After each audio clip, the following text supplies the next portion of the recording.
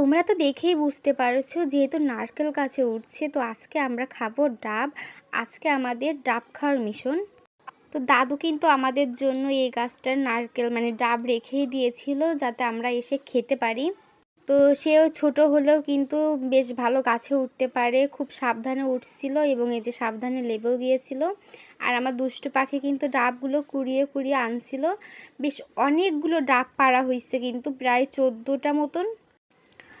তো এখন আচ্ছা মেন বিষয় হচ্ছে যে এটার টেস্ট কেমন হবে, খেতে আদৌ কি মিষ্টি হবে নাকি পানঝা নাকি নুনতা। যাই হোক, এখন তোমাদের দাদা ভাই যে আমাকে একটা ডাব কেটে দিচ্ছিল।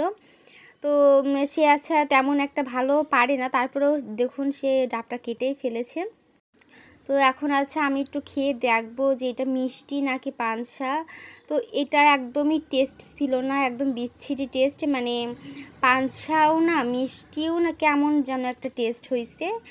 তো একদম কচি ডাব দেখে বোঝা যাচ্ছে। তো এক এক করে ভাই বাবু সবাই ডাব কাটছিল এবং এক এক করে আমরা সবাই ডাব খেয়েছি।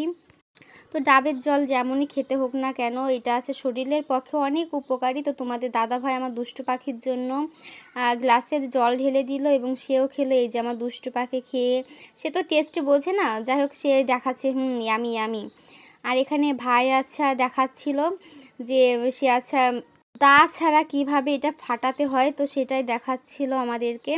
তো আমাকে বলছিল বারবার যে ভিডিও করিস, কিন্তু আমার দেখাতে হবে যে আমি দা ছাড়া কীভাবে নারকেলটা ভেতরটা আর কি ভাঙি। তো তারপরে এই যে আমি খেয়ে নিলাম। তো যাই হোক, আমার খেতে খুবই ভালো লাগে ডাবের জল, সে যেমনই খেতে হোক না কেন। কেউ কিন্তু লোভ দিবেন না।